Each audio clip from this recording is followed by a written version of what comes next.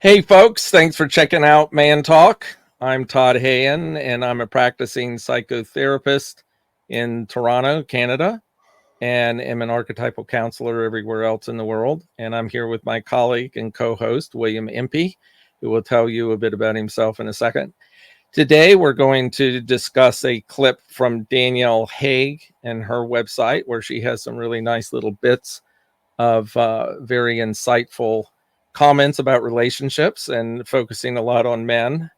And this clip is one of those. So we'll play that in a minute. And right now, let me turn this over to my co-host. Hey, Todd. Hey, everyone. William Impey. I'm an existential counselor here in Toronto. Other titles also fit me as well, but there's too many to name. That's always good. Uh-huh.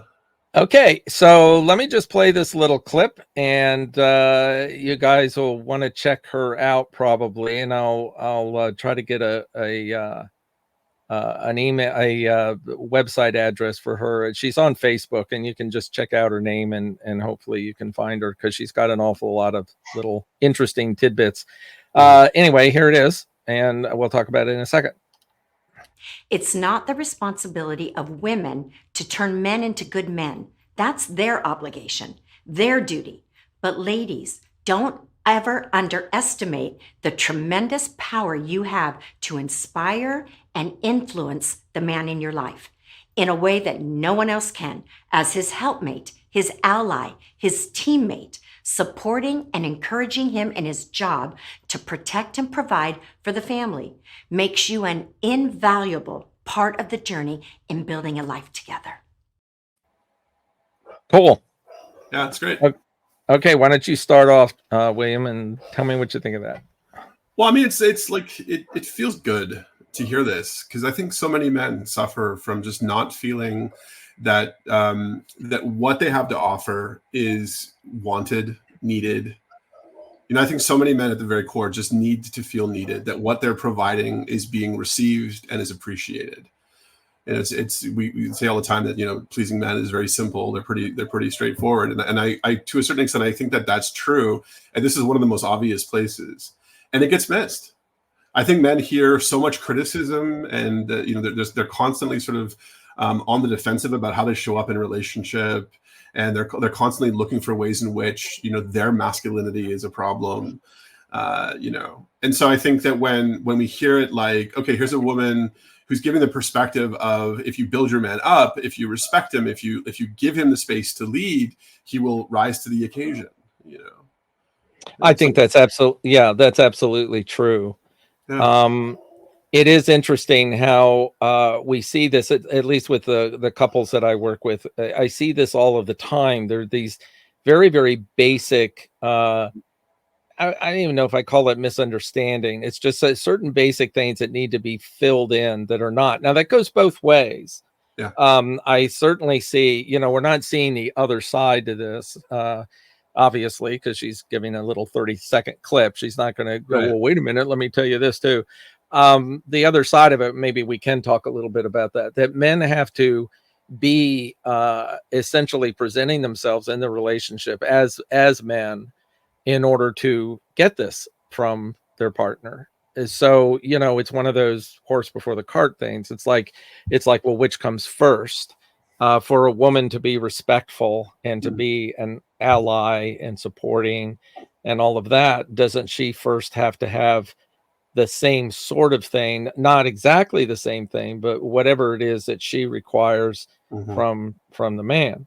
And yes, that's true. But which comes first? You know, you're not going to get that if you don't have respect and don't have these things that she's talking about. You know, she starts to talk out with saying it's not your responsibility to turn men into good men. So there's an assumption here with her talk, is that the men are already good. Okay, that's a big assumption. But yeah.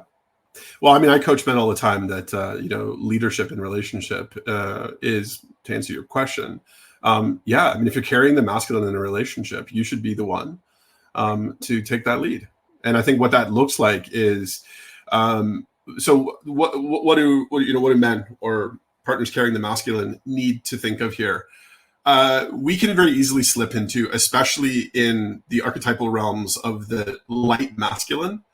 So the light masculine very easily slips into unsolicited advice, TED talking, kind of over teaching, making an assumption that that they are imparting some knowledge or wisdom to someone who doesn't have that information. And it's important to not get pulled into that sort of the shadow realms of the light masculine, where we wind up doing that, and it comes across as presuming that the woman or the person carrying the feminine in the relationship somehow needs that. But really, at the core, it's an issue of consent. And I'm a huge fan of consent, conscious consent, not just in the realms of sexuality, but like just living in a way that is consent aware and consent forward.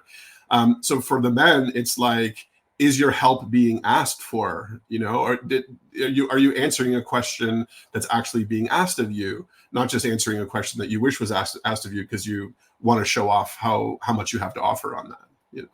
So in this particular clip, that she's saying that a woman must never underestimate her power to inspire and influence and whatever. How does what you just said fit into that with consent? And yeah, so I mean, if there's consent, and she's actually she's interested in hearing what he or them have to say, it's pretty clear. It's like, oh, okay, so then I'm listening to you. And that already, as I said before, is inspiring. Okay. Spirit into just to be heard. If you think about this, how often, do you realize that the person that you're talking to really is taking in what you're saying and appreciating it, and how that feels? Okay. You're talking to your spouse, your partner, and they're tuned out and don't really, they're not listening to what you're saying, or they're not really particularly interested. Then it's so you're looking to start off in that direction, and that in and of itself, I think, is inspiring, just to be heard, right? But then more to the point, supporting your partner with, wow, I really love how much you know about this, or how interested you are, or I really, really appreciate all the support that you're giving. I can see, how present you are these days. I can see how much you're providing. Just that simple acknowledgement, Do you think that goes both ways, or do you think this is more of a female to male, or the feminine partner, right, to the masculine? Yeah. I think it's a generalization. Absolutely. that is really important, and it goes both ways. There's a lot of talk that you hear, and Danielle does mention this quite a bit in her clips, the differences between the masculine desire or the masculine requirement in a relationship. And she very often will say it's more of this concept of respect. And she says here, being the helpmate and supporting and whatever, that can go both ways. But what is it that the male, we're assuming a heterosexual relationship, just to make it easy, and the words we use and whatever. So the male in a male-female romantic relationship requires a respect or an accommodation more so than the feminine, although the female requires respect, but it's a different form of respect. And maybe we can touch on that a little bit as to what's the difference between those two types of respect. That's a great question. And and you're right. We should be mindful not to slip into like heteronormativity. I mean, I don't think we do. I think it's just really hard for me. I'm often saying the man, or the person carrying the masculine, but really what we're talking about is whoever in the relationship is carrying the masculine. I think exactly. Yeah. Right. Yeah. And like, it doesn't matter whether or not you're straight identified or queer or trans. It's about who's carrying that energy. Right. And it's also possible that, that's very fluid in the relationship. Well, I don't know if, and you tell me what you think of this. I think we're going to have to simplify our language to say, you just made the disclaimer that we're not talking necessarily about a gendered male and female, but we're going to speak about it as if that's what we're doing. If you don't mind, it's just it's just easier. I get language. it. Okay. Most importantly, though, it doesn't matter how you're bodied. It doesn't matter how you identify. No, it doesn't. It doesn't. And it's we're liberating. archetypal. Yeah, right. Yeah, we're looking at these in ways in which we can liberate ourselves and not close ourselves off. This is not meant to be, gender normative or trying to say that women should be this way and men should be this way. Absolutely not. It's the complete opposite. No, absolutely. Yeah. Understanding that the masculine and feminine energies gives you this way to sort of free yourself from having to be stuck in one or the other and getting exhausted in it too. Yes, yes. But let's come back to the question, because I love that question. Yeah. The question is, does the masculine require a different kind or different kinds of respect than the feminine does? My automatic answer is going to be, yeah, of course. They always do. I mean, it's like taking something like respect and you're just inflecting it to these different frequencies, right? Right. But one of the things that we've identified in the masculine is that the masculine parts of us are the parts of us that feel really good when we are needed and appreciated for what we provide and bring and give, whether it be our presence, our money, our physical help, or our knowledge and awareness. So that's one of the ways that the masculine receives respect in partnership, I think. And it's an important one. And it's him receiving respect for what he does. So it's more like the masculine is more of the doer, is the one that goes out and manipulates matter in order to bring something to his family or to his partner, where the feminine is more of a receiver. That's right. And she can be respected for her receptivity and for her willingness to receive. Now, again, this isn't black and white. I mean, I'm not like saying all women should be receivers and never be doers. Not at all. But we're talking about the archetypal tendencies of partnerships. And it's one of them. It's not necessarily the dominant tendency. It's just one of them. And if you're trying to work in a relationship that is healthy and feels creative and productive, you can pay attention to these particular tendencies because they've been around for as long as humans have been around. Before humans. And well, before humans. Okay, that's a big talk. That's a whole nother one. Is transpersonal. Yeah, right. That's a good one. So what you're saying, yes, I mean, I 100% agree with that. And the little bit that I added, the difference, respecting receptivity and acceptance, and respecting providing, or respecting the doing. I go out and I fixed the sprinkler in the backyard. I went out and I fixed this. I knocked the wasp nest out of the corner of the house, and then to come back in and have the partner say, I mean, not necessarily verbally say this, you're a good man. You're my hero. You're my hero. What? You're my hero. Exactly. That's a hero. That is the warrior hero that goes out and does. Yeah. And, those are simple, stupid examples, but, going out and working all day at a job that you bring in enough money that you can buy food to put on the table. Those kinds of things are the things that men are more focused on. They're more aware of the receptivity to those things than they are to other things. Yeah. And this is what I think Danielle is speaking of when she talks about inspire. Okay, let's talk about inspiring and influencing. Where does that, unless you want to go on with what I just said? I think we still, maybe it's still sort of hanging in the air here, like what the answer to, like, how is it that the feminine receives respect? Okay, and we can unpack that, and it's exciting for me because I don't have a ready to hand answer, but let me wing it and see where we go. So it feels like recognition, on both sides, it sort of does boil down to recognition. And obviously one of the things that we know that the partner carrying the feminine is looking for is to be seen for all that's been done, behind the scenes while the partner was away, to show appreciation for that. An interesting, dynamic to look at is the one of the sort of the hunter and the cooker, right? The cook. Okay. And so the masculine hunts and then the feminine cooks. But then just to make things exciting, there are masculine and feminine ways to hunt, and there are masculine and feminine ways to cook. Yes. Yes. And so we find that balance. So if we look at it from that really basic kind of fundamental human experience, the masculine wants the praise for coming back with a bountiful, hunt. And then the feminine wants praise for having turned that into the most, maximized all the resources and made the best, most delicious meal, most nourishing thing out of it possible. And so they need to be recognized in that.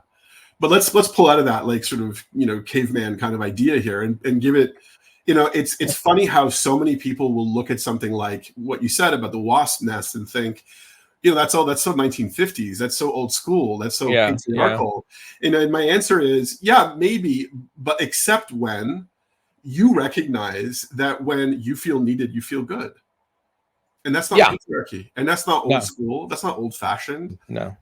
That's just recognizing that the part of you that wants to be recognized for what you provide, is masculine, and naming it is really important. And I think a lot of people get sort of, why do we name it these things? Because it's important to call it what it is. There's the force that moves out and the force that moves in. Mm-hmm.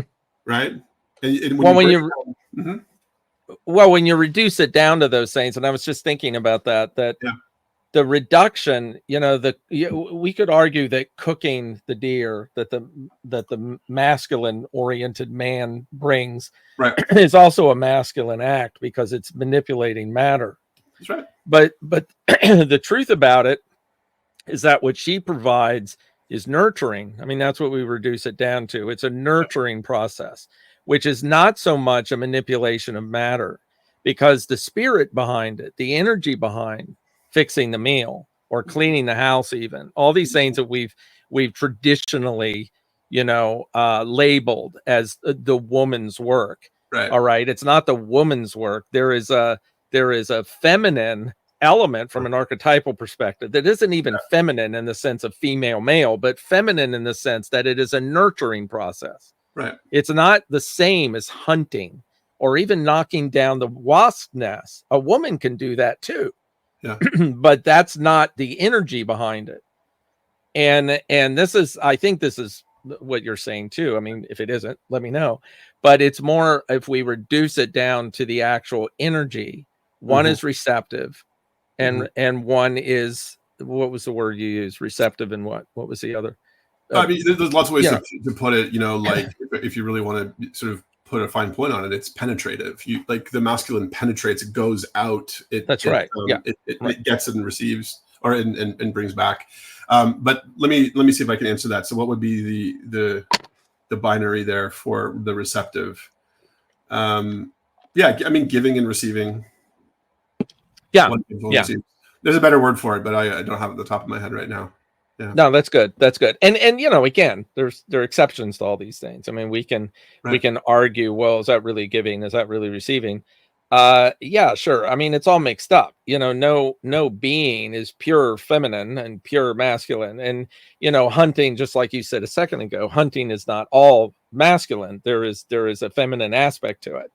And the same with the things that we label feminine activities, there's a masculine aspect to it. Yeah. And so it's all mixed up together. And but there's a predominance in it. And this is what I think Danielle is hitting at. She's reduced it down, or she's looking at a broader stroke of it to, like, say, if you're in relationship with a man and you're a woman, it's not your job to change him into what you believe is a good man. Or what is a good man. It's your job to power. Your power is to inspire and influence by being a helpmate, an ally, supporting him in his work, and whatever that might be. I mean, there's a whole list of things. And so, okay, if you're in a dysfunctional relationship, and what I always tell my clients is the dysfunction in a relationship can be very archetypal, and you can make huge change if you follow the archetypal patterns. If you're a man and you romance your wife, you bring flowers home to her, you treat her nicely, you pay attention, you listen to her. Those are all things that are archetypal elements that can be turned into actions and turned into behavior that will have a very positive impact. And it may not have the same impact the other way around. You know, a woman going out and buying gifts for her husband and bringing them home may not have the same impact. Yeah. It may, but it may not. I'm more than likely it won't. Sure. At least with the people I see. Well, and with polarity teachings as a therapeutic tool, I mean, it's like anything else. It's like, look, try it on and see if it fits. Yeah, right. You know, and if it doesn't fit, then hey, you know. Yeah. Well, I'm always telling people, like, you know, the therapeutic process requires you to be radically pragmatic. We only give a shit about what works, not why, or not because it fits into a theoretical framework. You know. Right. I want to just go back to another point, though, which is interesting around this concept of like, are these things that we've labeled women's work and men's work? Is it to what extent is this kind of cultural programming that we live under, and to what extent is it either evolutionary or even more so archetypal? Because I think that gets a little bit confusing, right? I mean, there you know, if you look at the wonderful work that the feminist movement does to make a distinction between, you know, hey, how much of this is just cultural programming, right? Versus, you know, but let me give you like something on that makes sense to me. It's like, I don't think that there was ever a moment when someone said, all right, women are going to cook and men are going to hunt, just because I think that's the right thing to do. It happens naturally, you know, it just occurs naturally. But then when you get into, you know, like the cultural layers of it, you know, that's when it kind of gets limiting, right? And so we start thinking of, well, only women do this and only men do this, as opposed to the feminine naturally gravitates to that and the masculine gravitates to that. Does that make sense what I'm saying? Absolutely. And I think this is a big issue. I don't personally and clinically, I don't think, if I had to label it, I would not label it cultural. I think the culture has created itself around it. Yeah. Okay. You may have cultures that deal with that differently than other cultures, but just like fairy tales, if fairy tale shows up in every culture, there are archetypal systems that each culture will analyze a particular way and then act out in a particular way according to the culture. But the thing itself, you know, and if we're talking about hunting and cooking, you know, just to use that as an example, but it's not a very good one, because there's a lot to the hunting thing that's pragmatic, and a lot to the taking care, let's not say cooking, let's say taking care of the homestead, whatever, that's also pragmatic. It has to do with body build and has to do with physiology and things like that. Right. But these archetypal things that we like to label as being feminine or a woman's job or a man's job, I think what you just said a minute ago it comes as a product of evolution, as a product of archetypal movement. And the culture doesn't have that much to do with its instigation. Now, we can go back before the patriarchal, quote unquote, period, which would be pre-Christ, you know, during the pagan time, where there really was more of a matriarchy that had more power than the male, than the patriarchy. You still see those divisions. I mean, they're not patriarchal consequences or patriarchal products. They're not, no. Some of it is. Yeah, the resistance to moving around within that system may be patriarchal. You know, women can't go and do the man's jobs, you know, things like that. But the suppression and oppression of women you could label that patriarchal. I wouldn't necessarily get in an argument about that. But the tendency, I mean, if you take a child that's a male child, he will have tendencies totally on his own. He's not programmed into liking to play in the dirt or play with cars or whatever it might be. And there's a lot of argument around this. And I'm sure, you know, if somebody disagrees with what I'm saying, they could probably find a lot of literature that supports the view that it is all programming. I personally don't think it is at all. I think it's like nature versus nurture. Yeah, right. Exactly. Yeah. I mean, I feel like that we've sort of settled the debate. It's both, right? It's both? Yeah. What's both? Well, because there's always been this question about, like, you know, are we a blank slate, or is it, you know, to what extent is it nurture? To what extent is it nature? Do we have free will? I mean, it just feels like we've already kind of landed on, it's kind of plainly obvious that it's both, right? When you say we, you don't mean you and I. You mean the world in general, like collectively. collectively. Well, like everything is. I mean, there isn't really a true binary. Yeah. I mean, the idea of the only time there's a true binary is really in mathematics, I suppose. I mean, or maybe in quantum physics, there's a plus and minus polarity or whatever there might be. I mean, certainly once you get up to the human level of complexity, there's no binary. No. There's just like you were saying last week, there's the yin and yang. There's a spot. There's a white spot in the middle of the black shape, and there's a black spot in the middle. I mean, it's not always. That's right. You know, always a drop of the feminine and the masculine. Exactly. Yeah. And I do think, though, that in a very broad sense, that it is more about, let's say, nature, I suppose, that men or masculine men that are prominently masculine, meaning they constellate the masculine archetypes in a prominent way. That's not every man that does that. Is going to have a natural tendency to do man things, to do things that have been labeled as man things. I don't do. Do you disagree with that? No, not at all. And I mean, maybe just that, like, I'm getting hung up on that, point we were making before. We want to be clear on where it's like, maybe it's the best way to say it. I don't know. Maybe you disagree, but like, who's carrying the masculine in the dynamic? Because it also then frees up it from it being like one person is or isn't in a kind of permanent way, right? So, for example, I might be in a relationship in which I'm actually carrying more of the feminine, even though the person I'm in relationship is female identified, right? And it might switch. So, the using those terms is part of the deliberating process here, the liberation process, because it's like. It doesn't matter. Like it's not like you are stuck in that. Oh, I'm carrying the masculine in this relationship. You're carrying in the feminine. Oh, yeah, to the extent that I'm carrying it in that moment, then these things apply. Does that make sense? Yeah, it makes a lot of sense. I'm thinking more, and maybe I'm sounding like I'm going off on this a little bit with what we're talking about, but I'm thinking more about my anecdotal experience with clients.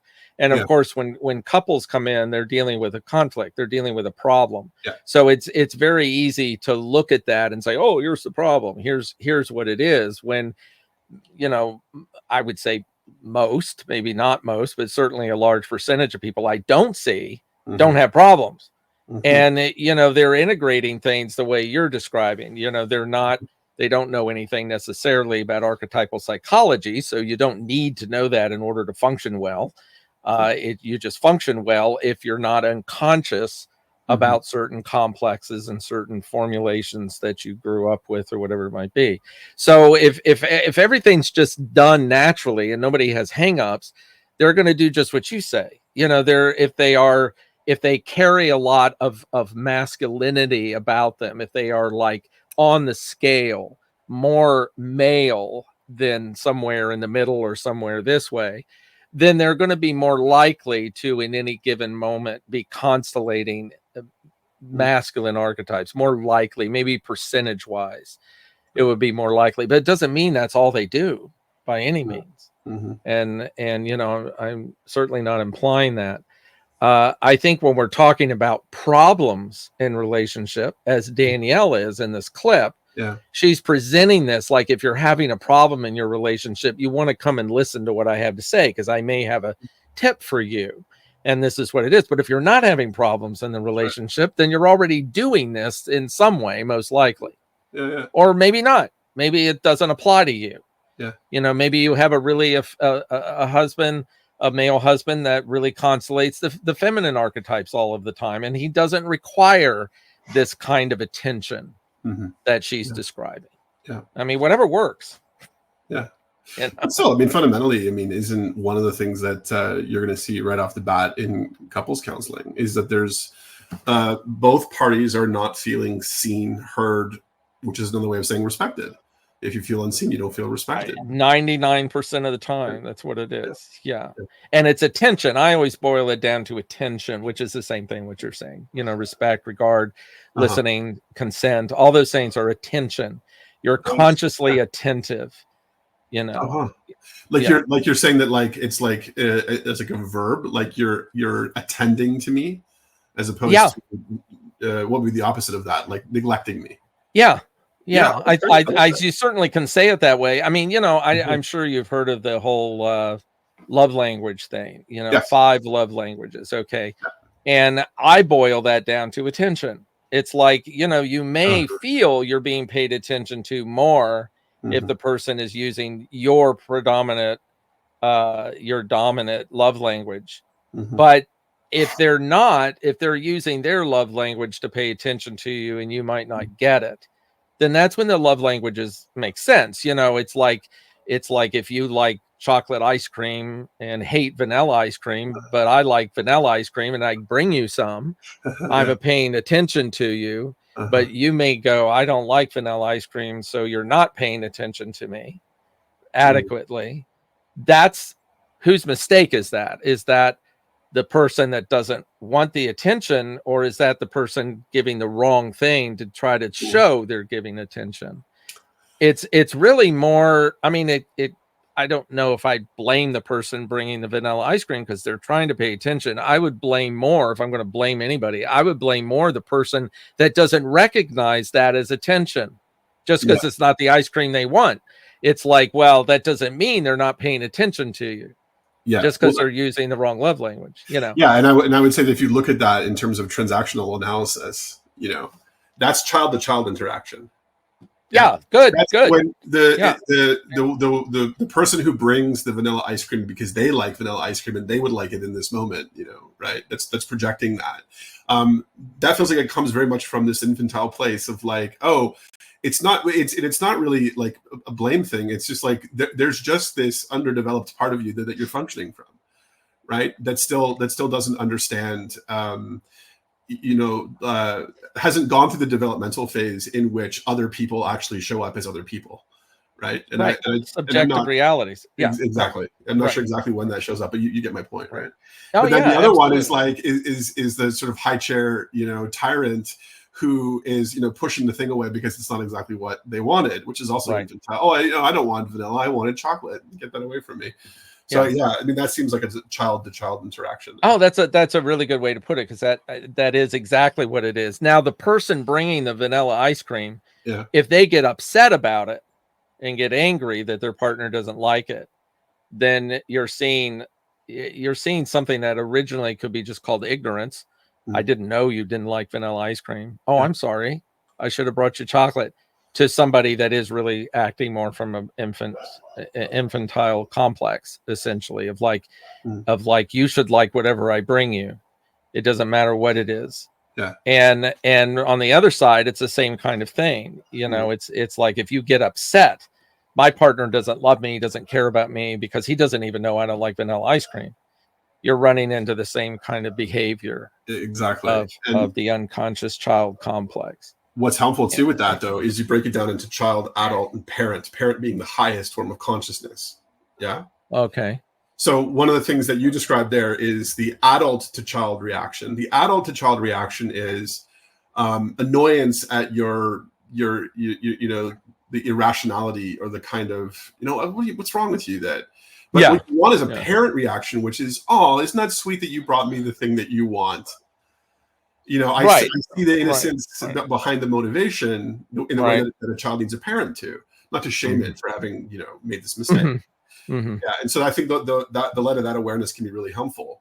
And you know, you can take apart interactions that didn't go well, that didn't feel good, and you can analyze them from that perspective and see very clearly right away how what would have been better in this situation is if you were capable of reacting to the child with the parent instead of with the adult, which is very dismissive of the child, or with another child, or exactly. Of course, you have to assume that the person knows what a good parent is.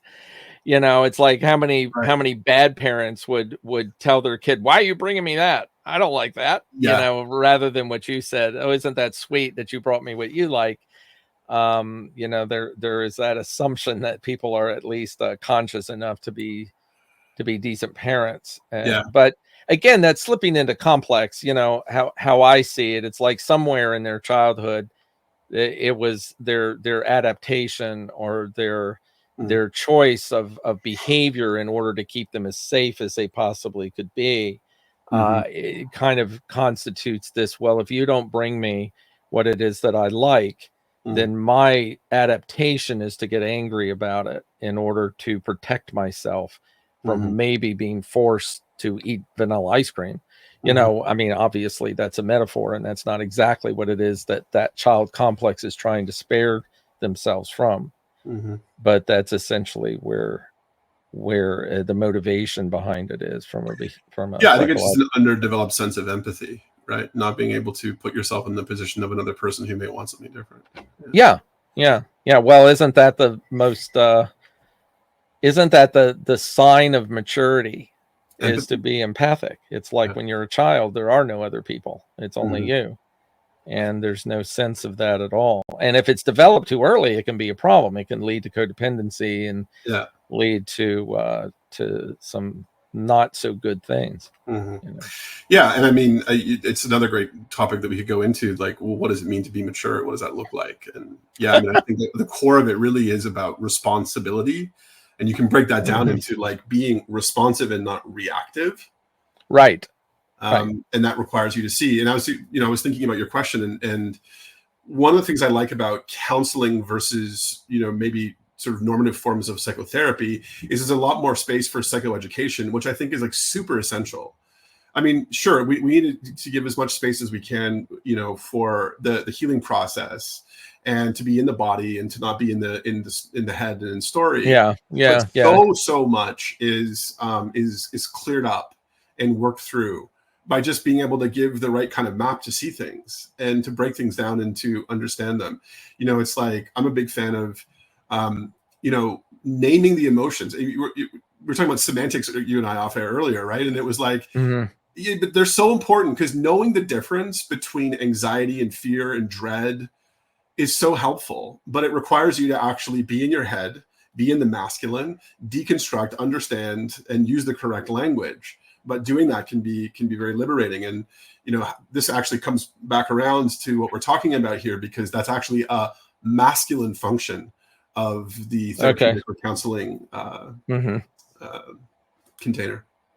Do you think that we're, as male counselors, psychotherapists, we're more apt or more likely to do that, to present our therapy from the head than from the heart?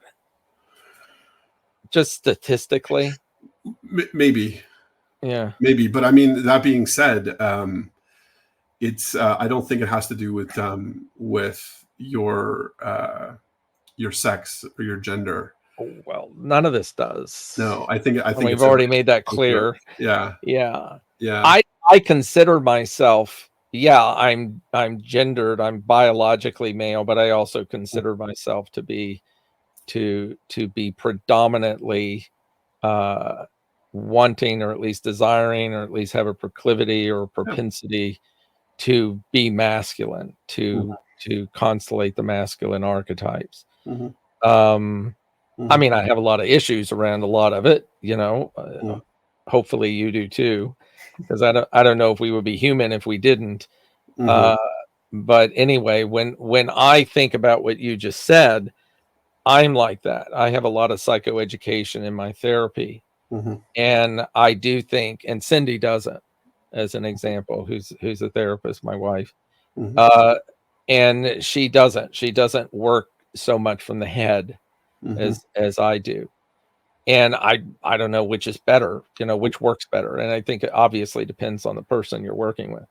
Yeah. And I mean, it's interesting to ask, like, which one do you lean toward? I mean, I think I don't, maybe what I could say is I don't shy away from being in the thinking mind, in the head, and in the place of education. I think that a lot of the over feminized approaches to psychotherapy have instilled now this sort of misandry, and it's like, get out of your head. Anytime that you're in story, anytime that you're understanding anything, you're somehow fucking up.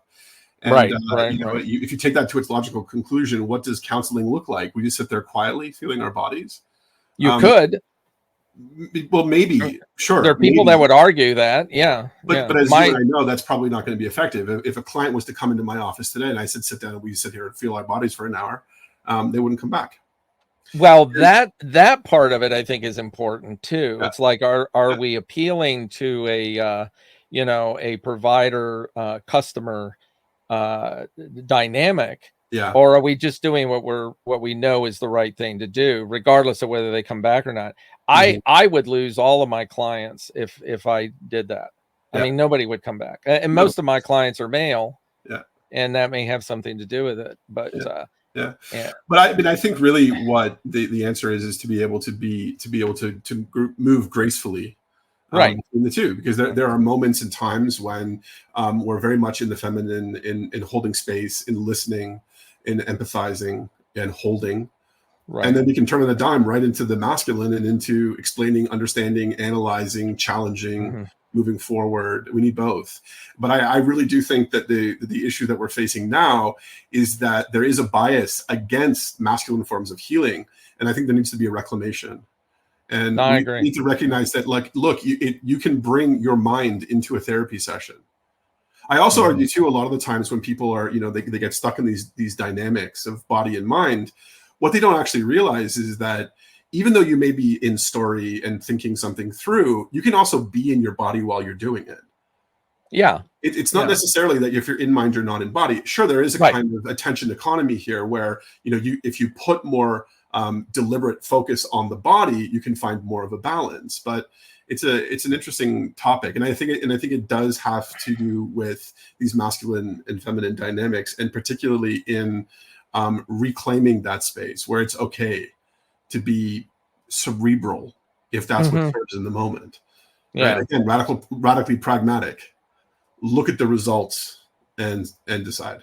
Right? Yeah, and I think again you're talking from a perspective of say what certain groups of people in our profession are saying and pushing, which is all talk about masculine. I mean, that's all coming from a masculine space as well, of thinking and analyzing and saying. I think that the therapists that do it naturally, like for instance, my partner Cindy does both. And she does do this flow back and forth, maybe because she's a woman, maybe there's a little bit more emphasis on the heart stuff and the being and that than there is with me. But she's actually, she's a pretty amazing therapist. And there are a lot of them out there. I mean, there are a lot of women that are amazing therapists as well as men. I think it's all about consciousness. I mean, it's the same thing of being conscious of stuff like that. Totally. We catch ourselves, we pull ourselves out of habitual behavior, which very well could be, say you get in the habit of only perceiving things through the intellect, and it's a habit. It's more comfortable. It's this, it's that, whatever it might be. And if you're unconscious of that, you can just go down that hole and never come out of it. But if you're conscious of the things you're talking about and just being aware that, you don't want to be, it's like countertransference, you don't want to be a particular thing, and you're conscious of that. Whatever. So. Well, and also just recognizing that, it's like you need both. You need the masculine and the feminine, just like you need mother and father, right? You need both of those energies. And oftentimes you need them to be held by separate people, right? Different entities holding them. And I think that there's Natalie, my partner, who's also a therapist in probably a very similar way that Cindy is. We're capable of doing things in space holding that you and I are we can't get there in the same way. But then they listen to us, and they hear us talking about our clients, and they go, wow, you're able to be more sort of challenging and penetrative and analytical and really getting in there and sort of tearing the guts out of things in ways that I don't really feel like I have access to. Yeah, and they might not, if they did that, they might not do it as well, because they're not really authentically acting from that space. Just like we wouldn't do what they do really well naturally, because it's just not part of what is there. And that's okay. Totally. I mean, just the way that male bodies, carry care. Right. It's a very different thing. And then, Yeah. and it's like, as much as we can carry and hold a client in, you know, I always have the image of the Pietà, you know, Mary carrying Christ.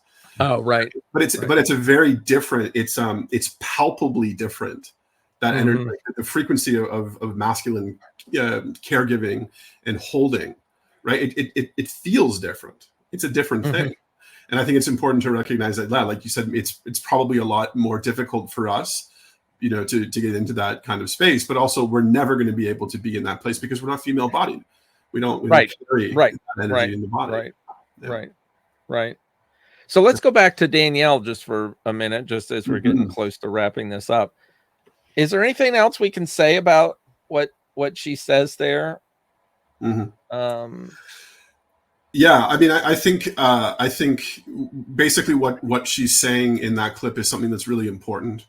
That's not getting as much attention as it could. Although I think that, you know, things are definitely, with the rise of social media, there's a lot of perspectives out there that are really in this direction.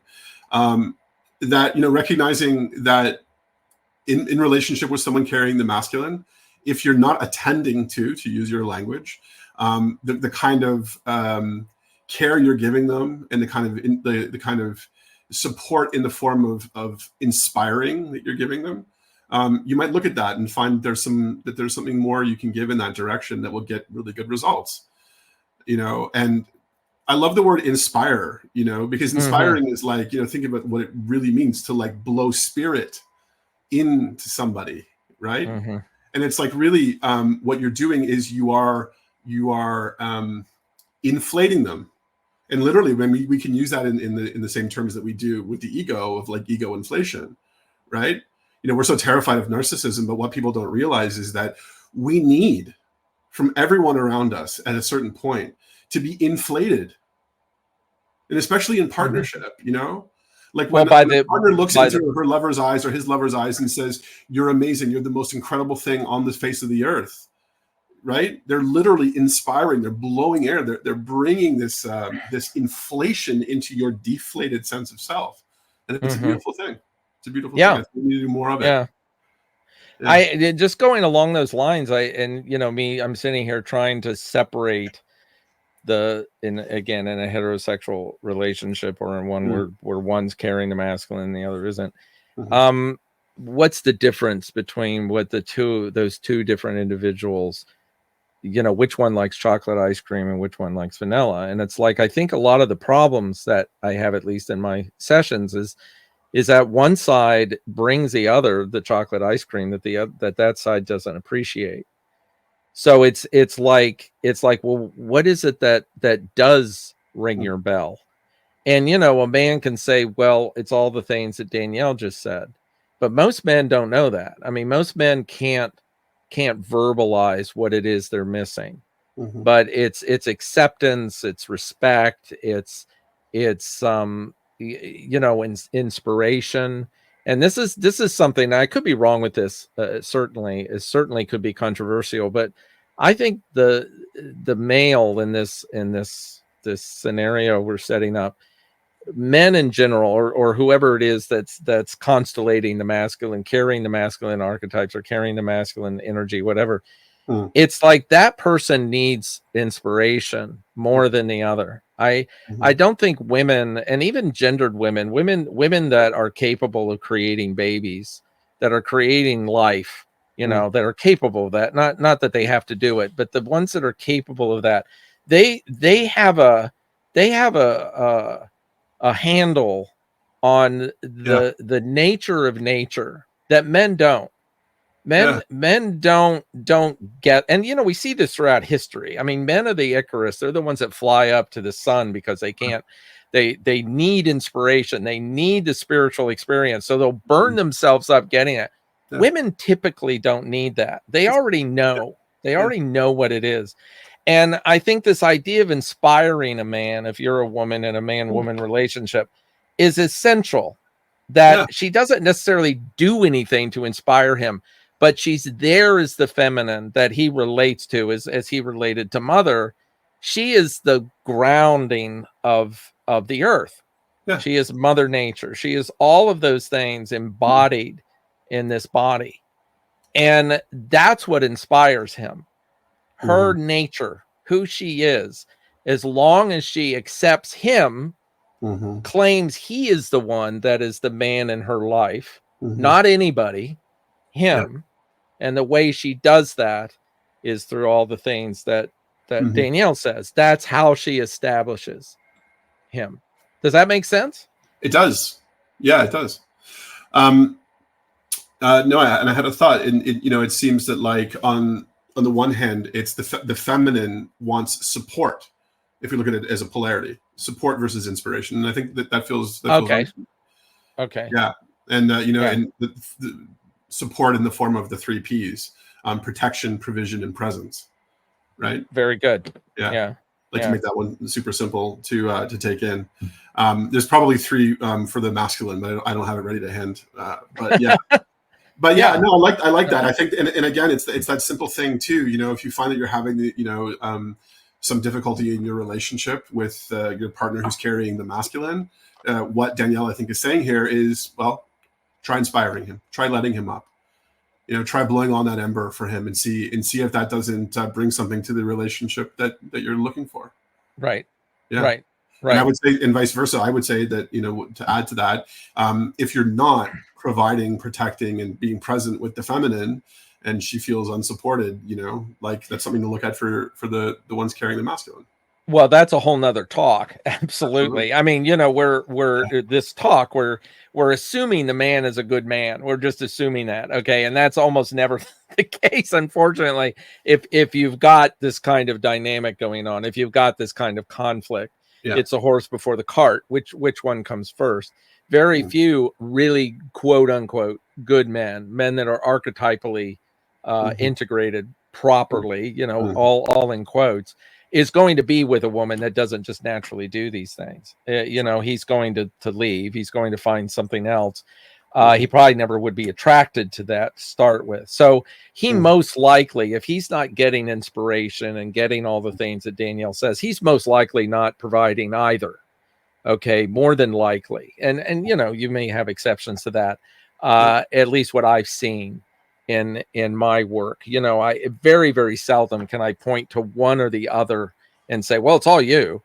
It's like you're doing everything. And because if they're sitting there in the room and let's say it is all her or all him, why is she or him with her or him? Why are they still together? So you got to put some of it on the other side. There's some complex or something going on with the person that stays in a relationship that the other person is 100% the reason why it's not working. Yeah. Well, go ahead. Yeah, no, I'm done. That's it. No, I'm just needing to do your own work to literally know what it is that you need and how to ask for it. I think that's a huge problem. I think a lot of people don't know what they need. They really don't know. They don't know themselves well enough to be able to say, this is what I need that I'm not getting. Right. No, more they so don't. Even if they do, to know how to communicate that in a way that's effective and skillful. Right. Yeah.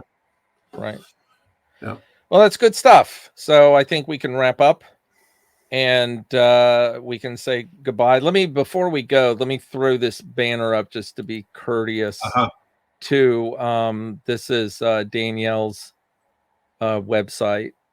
And I think that's actually her podcast website. And she's got some really great stuff there. And we're probably going to cover a lot of other things with her as time goes on, because she does have some pretty wise comments. And of course we sit here for an hour, we stretch it all out, all kinds of things where she can say it in like 2 seconds. And this is my email address if anybody wants to write me an email, toddhayen@proton.me. And here's William.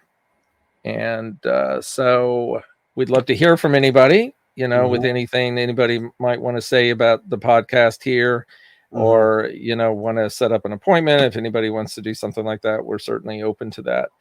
And William, you got anything you want to say before we shut down? Yeah, absolutely. Tell me where I'm wrong. I'm open to hearing it. If I had a blind spot, and I'm sure I do, and you see it, please email and tell me. Yeah. I want to know. Would you use every time I'm talking about these things, I'm very aware of I'm probably missing something here. Maybe I'm saying this in a way that I don't realize is, coming across a certain way, or I'm getting something wrong. And the hope that the interactive nature of this kind of platform is like, well, hey, let me know. I'm listening. I want to. Oh, absolutely. Yeah, I'd say the same thing. It's not a matter of somebody. I mean, it's all about how other people interpret things. And we are two guys that do have some experience and of course in training, but what we have to say is not necessarily going to work for everybody. Yeah. And so, absolutely, if people have different ideas, that's how we grow. That's how we learn. So if somebody comes along and says, well, I don't think what you said made any sense there, we'd like to hear it. So I'm definitely in line with that. Yeah. Okay. So let me just say goodbye and check us out. Subscribe to our YouTube thing here and make comments. You can contact us just through the comments here because we look at them and we'll respond to them, or you can write to us on our email addresses, whatever you want to do, but make sure you subscribe and like and come back. Again, we're going to be trying to do this every week or so. So hopefully there'll be a lot of stuff that we can all get into talking about. So see you later. Bye. Okay.